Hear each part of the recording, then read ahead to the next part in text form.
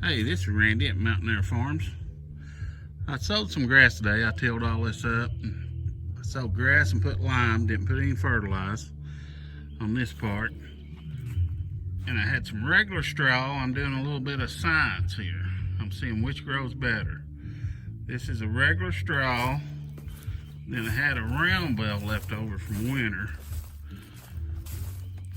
So I used it over here to cover this up. It's just a regular round bale. I just rolled it out and spread it out on it. So we'll see which comes up better, whether it's the round bale or the straw. See which holds the moisture better and grows the grass better.